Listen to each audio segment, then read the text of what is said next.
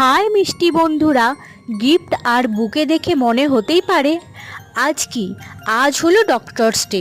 তাই সকল ডক্টরসকে জানাই হ্যাপি ডক্টরস ডে।